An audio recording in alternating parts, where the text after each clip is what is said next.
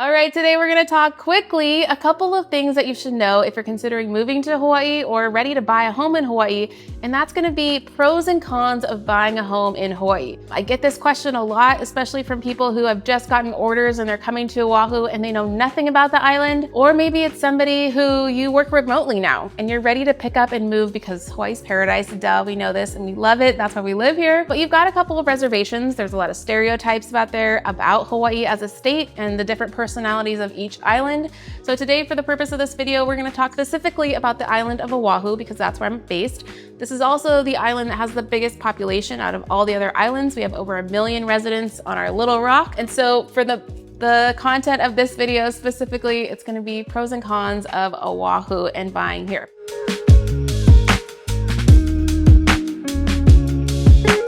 So let's dive into the cons to start out, because that's always the most fun, right? Why wouldn't you want to buy a home here? Number one, it's going to be cost of living. Like, we know this is not a secret. Hawaii is one of the most expensive states to live in, let alone our island on Oahu, and for good reason. You know, we're thousands of miles away from the closest continental body. Everything has to be shipped here, I mean, for the most part. So I think it's like 80% of all of our food and goods are shipped and imported, whether that's from Asia, going to California, and then coming over, or from the US direct. Things have to make it a long way. So you think about that, almost everything costs more than it would in the mainland. And it just, even shipping, a lot of the things that you'd want to buy on the regular don't even ship here, like Home Depot and Lowe's and that kind of stuff. When you're looking on the internet, half the things that you want aren't even available to ship here if it's not sold in the store. So just recognizing cost of living is a lot higher. Second con I'm gonna say is gonna be jobs, right? So because we're an island, obviously there's a lot less opportunity. We only have so many places to work unless you're an entrepreneur and you're creating your own income through a service or a good or a product. You're gonna have to find a place to work with an employer and find a W-2 position. Now, not to say that there isn't a need for talent and smart thinkers and people who have experience, absolutely. I do wanna say and credit Hawaii for being an innovative state. I feel like we do have some of the brightest people in the United States that end up coming here, whether that's for the military or for the university or for whatever reason. There's a lot of talent here, especially in our creative and artistic fields for sure. But opportunity is a little bit less, right? Because just like I said, everything has to come in through shipments. We don't have a ton of resources like you do on the mainland. It's not like we can road trip and just go get all these things. They literally have to be flown here or get here on a boat. So just a little bit less opportunity. Now, I will say there is a lot of virtual positions still available that you could be the brick and mortar on the mainland, and as so long as they give you a letter that says you're allowed to work remotely, absolutely. Like, if you can do that and your salary affords you to have the cost of living in Hawaii, go for it, for sure. But that is one thing the lender's gonna need, is a letter from your employer saying you're allowed to live outside of the state that you're currently employed in. And then you're gonna have to figure out taxes and all that stuff. Another big con, I'm gonna say, it's gonna be education. This one I think is a stereotype that unfortunately is negative for Hawaii, and we are consistently on the bottom 5 states out of the 50 on how our education system ranks. And this is of course for the public education system. And as a realtor, I can't legally advise you on the best schools in the state, but for that reason, you're gonna find a lot of charter schools here and a lot of private education because there are parents who want different opportunities for their kids aside from the public schools. One of the reasons I think our education system has failed and unfortunately is not growing is our teachers are just not paid what they're worth, you know, and our state has not done a good job of managing funds to be able to really bring in the talent that the state needs to take our education level to the next stage. So for us and our family, we've actually chosen to homeschool this last year. I've got a 4th grader and a preschooler. We had a couple experiences in the public school that weren't the best for me as a parent in this season. And so I have the freedom and the ability as an entrepreneur to work from home and be able to keep my kids home. For a lot of you, you don't have that choice, right? You have to report to an office or you have to go to a base and you don't have the ability to homeschool. So you are gonna have to choose either between charter, which there's free charter, or there is paid charter, private, or the public. And of course, for those bases, there is going to be base schooling. Just have to check on availability for those as well. But as far as those opportunities for kids go, it is a little bit more limited. And a lot of our schools, especially once you hit that middle school and high school level, there's so many students and just not enough opportunities. So things like sports, if you've got 800 high school students competing for a basketball team of 20 kids, it's really, really hard to be able to make those spots. And so a lot of the times you're going to find club sports here too for our keiki. So we have a lot of that going on. It's just not going to be at the school level where you're competing, maybe where you grew up, like in the mainland. This one's not a huge con, but I'm going to say it's going to be weather, only when it comes down to hurricanes and heat. I would say those are the two big things. If you don't like being sweaty or being in a humid area, obviously this is not a good climate for you. We are in the middle of the Pacific Ocean, very close to the equator. So we have very beautiful weather on the most days. Like today it's 85 and sunny with clouds, but on the most part, it's gonna be hot and sweaty, and not until really January, February are we gonna hit those lower 70s, mid 70s. On the most part, it's anywhere from 80 degrees to 95 degrees on the regular. We do get great trade winds, but on the off occasion, we get what we call Kona winds, which are winds from the south, and it gets really hot and really sticky and everyone's miserable. And so you'll also find a lot of homes here don't have air conditioning, which is a sticker shock and like a big shock for a lot of people who come from having central air in their home.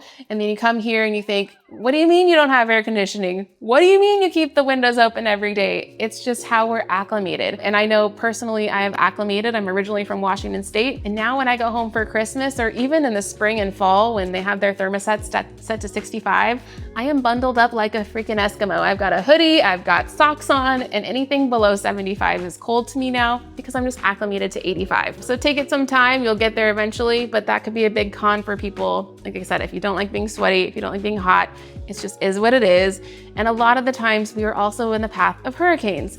So being where we're positioned, the way the weather systems work, they usually come off of the coast of Mexico and then they end up working their way over. And there's multiple different things you can look up of like the past hurricanes and stuff. But where we are in Oahu, we're actually sandwiched right in the middle. So we're pretty cushioned with those outer islands. Usually the big island and Kauai is gonna get most of the impact. But every now and then there's a hurricane that comes pretty close. And a couple times in the last 100 years, Oahu has been hit, but it's mostly just torrential rain, I would say, and a little bit of wind. So it's not anything too crazy on Oahu. Con number 5 is gonna be traffic. So like I said, Little Rock, a lot of people, not a lot of great places to drive when I talk about commute. So I actually live in a community called Hawai'i, which is on the furthest point west of the island. And it can take up to 2 hours, even 2.5 to 3 hours going from Hawai'i to town. And that's less than 40 miles for sure. And it's taking, double, even triple the amount of time per mile per hour. So, or per minute, I should say. So traffic is major, especially for my people who are commuting from the west side, not Waianae as far as that, but even Ewa Beach. If you're going up that Fort Weaver traffic and then making your way towards town, Fort Weaver alone in Ewa Beach can take you 30 minutes to get out of Ewa Beach onto the freeway. And anyone that's coming out of town, going west and even into Kailua, that side is going to hit traffic in the afternoons. Pearl City is absolutely the worst place to be, but it gets backlogged every single day. And unfortunately, if there's accidents, everyone's day is ruined. It's just part of the island life, but people don't expect it, right? When you figure out you're moving to Hawaii, or you've made this commitment to move, maybe your job is sending you here. Now you're excited and you think, great, it's gonna be like this tropical little paradise with 35-mile-an-hour roads, and we're just gonna be driving along the ocean. You don't anticipate Honolulu. You don't anticipate 6 to 8 lanes of stop and go traffic for 45 minutes a day. That's literally what it is. And I know that was one of the big shocks I had when we first moved here. So definitely traffic and gas, right? Gas is a big cost of living impact too. So I always recommend, gotta get a Costco discount because that's the best way to go on the island. All right, rolling into pros. We gotta talk about the good stuff in Hawaii, right? I could obviously nag about the bad, but that wouldn't be a true experience of what living in Hawaii is actually like. So my husband and I have been here for about 8 years now after he got out of the Coast Guard. He's originally born and raised from here, but I just have extended family that is born and raised. That's my grandparents. But I grew up in Washington State, like I mentioned. So one of the biggest pros is the people. Like I cannot even emphasize it enough that the people are what make Hawaii special. It's the culture, it's the community, it's that Aloha spirit that doesn't exist anywhere else. And in fact, out of all the places we've lived, the closest place that came to this would be San Diego area, because it was also kind of a melting pot of people. There was a lot of generosity in San Diego, we felt. But here it's just on a different level. Mostly, I think it's just the community is so tight knit because we are so remote from other places. But this is one thing to note. It can also be harder to make friends in a tight knit community because you feel like everyone's already got their cliques, right? How do I fit in? So my best best advice to you is to just get out there. You just got to get involved. You got to ask, where are people hanging out? How do I meet people? Go put yourself out there, and you're going to start to find, I connect with this person, or, oh, so-and-so said they were great. And then just, you have to keep putting yourself out there to find that community. But once you have it, I'm telling you, Hawaii is one of the most loyal places I've ever lived in my entire life. And they're just so generous when it comes to all of the things. Second big pro of living in Hawaii is obviously the food. Like, let's be real. One of the things that most people love to do when they come to visit the island is to eat all of our amazing food. And that goes the same for locals who actually live here. And all of my people who have moved here, we love to eat local food. And I'm not just gonna say Hawaiian food, because when we say Hawaiian, we mean as in a actual ethnic group of people with Hawaiian blood. There is that type of food, but more on the state level, we're talking local food, which is actually the mishmash of all of the different cultures mixed together, right? Our melting pot of the state. So quick history lesson here. If we go back to plantation days, Hawaii was a big spot for sugar, which meant they brought over a ton of immigrants from different countries. So we had Chinese, Filipino, Japanese, Portuguese, you name it. And they all came over and they started to share their foods. And we call it cow. They started to share their foods. And the Chinese person wanted what the Japanese person had. And the Filipino wanted what the Japanese person had, or etc. And we started to create these mix mash of recipes and foods to have the local food that we have now. So it's a great place to experiment new Asian flavors you've never had anywhere else, especially if you're from the South or from the Midwest. Like, your taste buds are about to explode. The food is the best. We'll link below, but I actually have a guide to Oahu that has my favorite restaurants and dessert places for you guys to try out too. Pro number 3 is gonna be, it's an outdoor state. So we're super active. We're actually one of the healthiest, if not number one, I think in 2023, healthiest states out of the US, because we do spend so much of our time outside. So like I mentioned earlier, how we have our windows open a lot of the times, we also actually have our doors open, and we're spending more time outside than other communities. So it's very often, especially for my kids, my son will be outside biking for like 5 to 6 hours a day with his friends. They're not inside cooped up on screens. And if your kids are, I really hope that they try to get outside a little bit more. But our community is very active. We have triathlons, Spartan races, you name it. So much hiking, swimming, surfing, snorkeling, running, like all the things you can think of, climbing. It's all here in the islands, and it's just an amazing place to challenge yourself physically and mentally and take care of your health here. All right, to wrap this up, pro number 4 is a fun one, but it's gonna be racial diversity. So like I mentioned a lot, I keep saying the word melting pot, and that's because it's exactly what I said about the whole plantations with all of these immigrants coming from different countries. We also have the Native Hawaiian population that's here, and then we have haoles, like we call them, which are basically people who have come from other places who live here now, but also we have white people, we have Black people, we have Chinese, Russian, Filipino, Mexican, we got them all, right? And so it's one of those places where you don't ever feel like you're questioned for who you are. It's more like celebrated for who you are.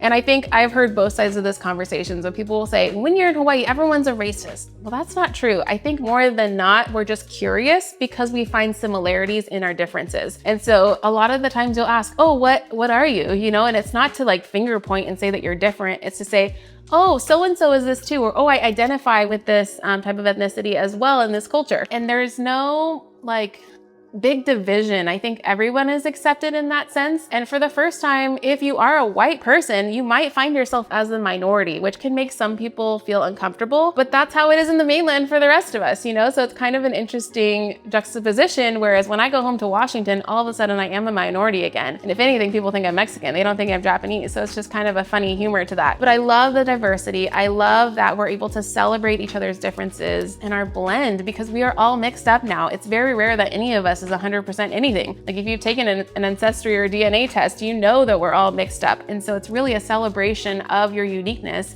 and getting to be authentically who you are without shame or having to hide it or feel like you have to blend in with the mold. So that's a great way to wrap up this video. So with that said, obviously living in Hawaii has its challenges, but it also has its blessings, and we're so grateful to call this place home. And I hope if you choose to move here or you end up living here for some reason, you can also share in some of these pros and cons. And I would love to hear from people who have experienced the different things I talked about. If you want to drop it in the comments below, ask me questions. I'm always an open book. I'm not only as a realtor, but also as someone who married a local and I have roots here myself. I'm just happy to be a resource for you guys. So be sure to email me. It's marina.tolentino@exprealty.com if you have real estate related questions. Otherwise, just drop them in the comments, and I look forward to connecting with you guys soon. We'll see you next Friday.